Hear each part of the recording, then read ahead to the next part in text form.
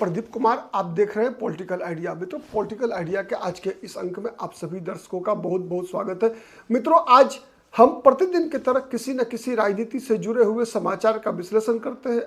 आज हम बात करेंगे बिहार का। बिहार के लिए चूंकि यह वर्ष चुनावी वर्ष है, आज से 6 महीने बाद बिहार में विधानसभा के चुनाव होने हैं। विधानसभा चुनाव के बाद एक सरकार बननी है और इस विधानसभा चुनाव के दौरान अगर हम देखते हैं तो सबसे बड़ा जो महत्वपूर्ण जो चुनाव के परिणाम पर असर पड़ना है वह है दलित राजनीति का। हर चुनाव के चूंकि संख्या दलितों की अगर हम देखें तो सबसे अधिक है। अगर हम ब्लॉक वाइज देखें मतलब सवर्ण और उसके बाद फिर मुस्लिम मत की तुलना में दलितों की आबादी अधिक है।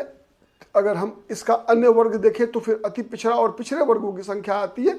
लेकिन दलितों में भी दलित राजनीति की जब हम बिहार में चर्चा की शुरुआत करते हैं तो सबसे पहले नज़र पे आती है आज वर्तमान परिस्थिति में। वैसे दलित राजनीति की शुरुआत करेंगे तो आज़ादी के बाद की राजनीति में स्वर्गीय जगजीवन राम का नाम पहले नंबर पर आएगा। लेकिन वर्तमान राजनीति में चूंकि हम अगर देखें तो इस चुनाव के आधार चुनाव के कोई केंद्र में रखकर जब हम विश्लेषण करते हैं दलित राजनीति में सबसे पहला नाम आता है रामविलास पासवान का। रामविलास पासवान, बिहार में कहा जाता है कि धरती गूंजे आसमान, रामविलास पासवान। आज उसी दलित राजनीति के पुरोधा रामविलास पासवान के परिवार में आग लगी हुई है। परिवार में आग लगी हुई है मतलब उस एक तरह से कह सकते हैं कि जिस प्रकार से पहले के जमाने में राजे महाराजाओं के परिवार में अपने संपत्ति और हक की लड़ाई के लिए, वर्चस्व की लड़ाई के लिए एक तरह से जो युद्ध चला करता था, उसी प्रकार की स्थिति बन गई है रामविलास पासवान के परिवार में। एक तरफ रामविलास पासवान के परिवार में रामविलास पासवान का परिवार है जिसके अंदर रामविलास पासवान की पहली पत्नी श्री राजकुमारी देवी आती है, दूसरी पत्नी रीना पासवान और उनके बच्चे मतलब चिराग पासवान और चिराग पासवान की बहन एक तरफ है। दूसरी तरफ रामविलास पासवान के दो अन्य भाई का परिवार, एक उसमें पशुपति कुमार पारस का परिवार, दूसरी तरफ रामचंद्र पासवान का परिवार। पशुपति कुमार पारस स्वयं है, रामचंद्र पासवान का अब निधन हो चुका है रामविलास पासवान की ही तरह। तो तीनों भाइयों में जीवित अब केवल पशुपति कुमार पारस है और कहा जाता था रामविलास पासवान की मृत्यु के बाद कि पशुपति कुमार पारस ही स्वाभाविक रूप से अब परिवार के गार्जियन है, मतलब इस पूरे पासवान परिवार के अभिभावक है। लेकिन कहीं ना कहीं किसी न किसी मोड़ पर इस परिवार के अंदर जो परिवार के अंदर जो एक विभाजन की स्थिति वर्तमान में दिख रही है, उसके अंदर स्पष्ट है कि पशुपति कुमार पारस ही एक पार्टी बनकर खड़े हैं और उनकी सीधी लड़ाई उनके भतीजे चिराग पासवान के साथ है। और इस लड़ाई में पशुपति कुमार पारस के साथ उनके छोटे भाई, सबसे छोटे भाई रामचंद्र पासवान का भी परिवार है। विगत दिनों हमने देखा कि रामविलास पासवान की पहली पत्नी राजकुमारी देवी को कहा गया है ऐसा कि जो पशुपति कुमार पारस और रामचंद्र पासवान की पत्नियां मतलब दोनों जो गुथनी एक तरह से कह लीजिए, उन दोनों ने अपनी जेठानी राजकुमारी देवी के कमरे में ताला मार दिया। और तो उसके बाद फिर चिराग पासवान का आना हुआ और चिराग पासवान इस प्रकार से स्थिति माहौल है वहां पर कि बंटवारे की बातें चल रही है। और बंटवारों की जब बात चलती है तो सैकड़ों एकड़ जमीन की बात होती है।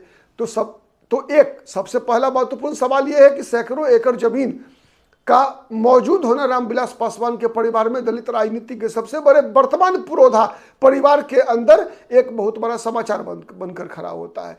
समाचार बनकर इसलिए भी खड़ा होता है कि रामविलास पासवान के परिवार के अन्य जितने भी सदस्य हैं इंक्लूडिंग चिराग पासवान, सबका रहने का, जीने का, सबका शाही अंदाज है। आपको शायद पता हो या न हो, लेकिन रामविलास पासवान भी अपने जीवन के अंतिम 10 वर्षों तक जब कभी भी पटना आया करते थे तो पटना में अपना घर होते हुए भी वो पटना के सबसे महंगे होटल मौर्या में ही ठहरा करते थे और वहीं पर अपने जितने उनके समर्थक या फॉलोअर्स जो भी होते हैं उनसे मिला करते थे।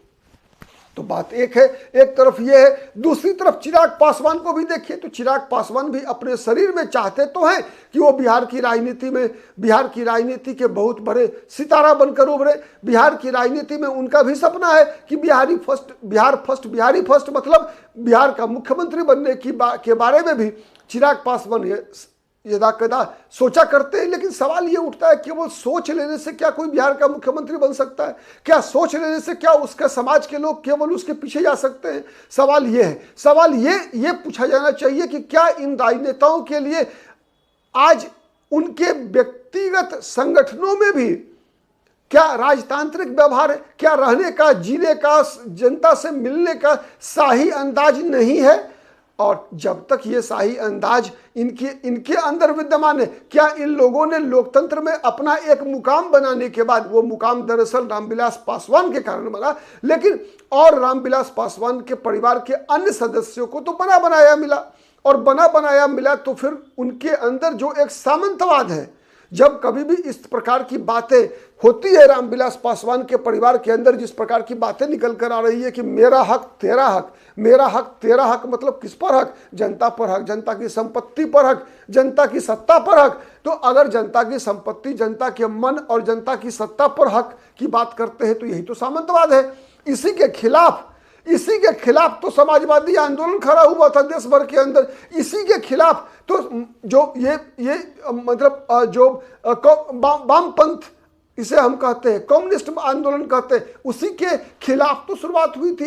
ये सामंतवाद क्या किसी जाति से जुड़ा हुआ होता है? नहीं, ये सामंतवाद सत्ता से जुड़ा हुआ होता है, और सत्ता का सामंतवाद क्या होता है ये तो स्पष्ट रूप से दिख रहा है। अभी केवल आज के दिन जब हम रामविलास पासवान के परिवार के शाही अंदाज पे बात करते हैं तो इस बात को भी याद करना पड़ेगा कि रामविलास पासवान का परिवार बिहार में अकेला परिवार नहीं है दलित राजनीति का जिसके अंदर सामंतवाद और इस तरह का शाही अंदाज नहीं है। यह बात सही है कि केवल दलितों के अंदर ही नहीं बल्कि अन्य वर्गों के अंदर भी जितने राजनेता थे सबके अंदर वही शाही अंदाज और वही परिवारवाद, वही वंशवाद है। लेकिन सवाल ये उठता है कि क्या ये इस वंशवाद के कारण लोकतांत्रिक व्यवस्था प्रभावित नहीं हो रही है हमारे देश की? इसी सामंतवाद और इसी वंशवाद और इसी परिवारवाद के कारण देश का लोकतंत्र कमजोर नहीं हो रहा है?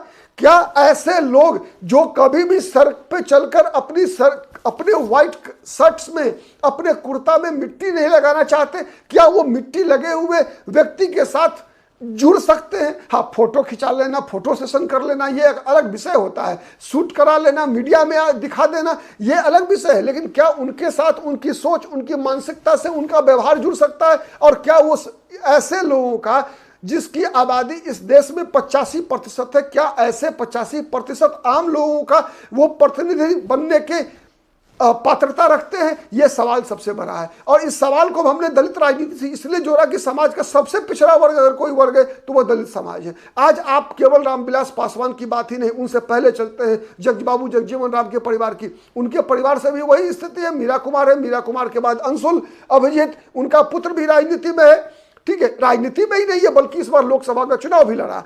उतना ही नहीं, आज जितने भी प्रमुख राजनेता बिहार में दलित राजनीति के हैं सबने अपना अपना परिवार, अपने बाद की एक श्रृंखला खड़ी कर दी है। उदाहरण के लिए मैं बता रहा हूं, रामविलास पासवान के परिवार के बाद वर्तमान में चर्चा अगर हो तो अगर दलित राजनीति की चर्चा होती है तो उसके में नाम आता है जीतन राम मांझी।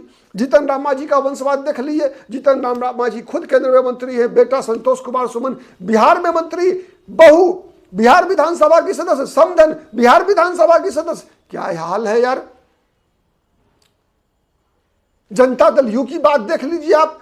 जनता दल यू में अशोक चौधरी मंत्री है बिहार सरकार में, कांग्रेस में भी प्रदेश अध्यक्ष रहे थे, अपनी पुत्री को लड़ाया लोक जनशक्ति पार्टी से। संभवी चौधरी दामाद भी सुन रहे हैं कि कहीं ना कहीं से चुनाव लड़ेंगे ही इस बार। ठीक है, इसके अलावा कई लोग हैं। महेश्वर हजारी देख लीजिए सर, महेश्वर हजारी रामसेवक हजारी के पुत्र हैं।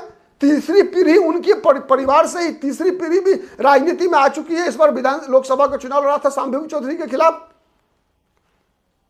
तो इस प्रकार से कई राजनेता हैं दलित समाज से भी जिनके अंदर, जिनके दलों में वंशवादी प्रवृत्ति एकदम मजबूती से टिकी हुई है। और यह वंशवादी जनता के लिए सोचने की आवश्यकता है कि ठीक है कि आपका कोई ना कोई पसंद, आपकी एक सिंबोलिज्म जिसे हम कहते हैं राजनीति में प्रतीकवाद, उस प्रतीकवाद के आधार पर मैं इस बात का समर्थन करता हूं कि निश्चित रूप से देश में हर जाति समाज को प्रतिनिधित्व मिलना चाहिए। निश्चित रूप से बिहार में चिराग पासवान एक लोकप्रिय युवा चेहरा है।